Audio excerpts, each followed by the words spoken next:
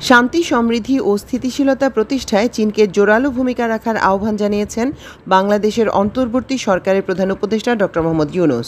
শুক্রবার সকালে বেইজিংয়ের গ্রেট হল অব দ্য পিপলে চীনের প্রেসিডেন্ট শি জিনপিংয়ের সঙ্গে অনুষ্ঠিত দ্বিপাক্ষিক বৈঠকে তিনি এ আহ্বান জানান।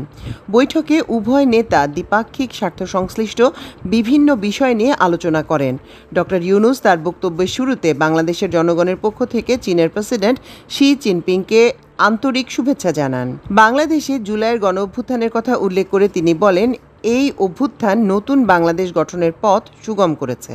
চীনের সঙ্গে তার দীর্ঘ সম্পর্কের কথা স্মরণ করে প্রধান উপদেষ্টা বলেন, তিনি সেখানে গ্রামীণ ব্যাংক ও সামাজিক ব্যবসার প্রচলনের সাথে যুক্ত ছিলেন। বৈঠকের সময় তিনি রোহিঙ্গা সংকট নিয়ে আলোচনা করেন এবং মিয়ানমারের রোহিঙ্গাদের নিরাপদ ও সম্মানজনক প্রত্যাবর্তনে চীনের শক্তিশালী ভূমিকা রাখার আহ্বান জানান। প্রধান উপদেষ্টা অধ্যাপক ড.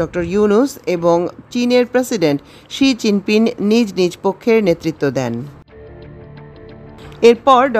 ইউনূস বেইজিংয়ের দ্য প্রেসিডেন্সিয়ালে চীনা ব্যবসায়ীদের সঙ্গে একটি বিনিয়োগ সংলাপে অংশ নেন। সেখানে তিনি বাংলাদেশের ব্যবসা বান্ধব পরিবেশ সম্পর্কে চীনা বিনিয়োগকারীদের ধারণা দেন এবং তাদের বাংলাদেশে বিনিয়োগ করার আহ্বান জানান।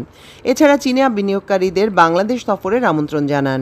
চীনা ব্যবসায়ীদের সাথে বৈঠক ছাড়াও একই ভেন্যুতে টেকসই অবকাঠামো ও জ্বালানি বিনিয়োগ, বাংলাদেশ উৎপাদন ও বাজারের সুযোগ এবং সামাজিক ব্যবসা, যুব উদ্যোক্তা ও 3-0 বিশ্বের ভবিষ্যৎ সম্পর্কিত 3টি গোলটেবিল আলোচনায় অংশ নেন প্রধান উপদেষ্টা।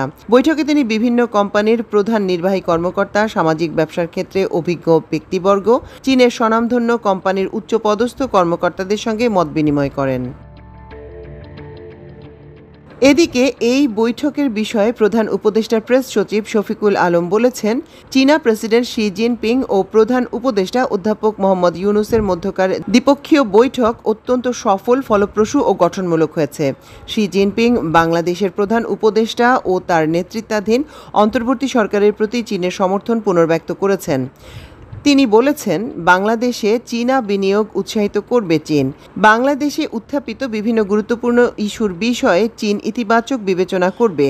এর মধ্যে চীনা ঋণের সুদের হার হ্রাস ও পানি সম্পদ ব্যবস্থাপনায় সহযোগিতার বিষয়ে বৈঠকে তিস্তা প্রকল্প নিয়েও আলোচনা হয়েছে বলে জানান শফিকুল আলম।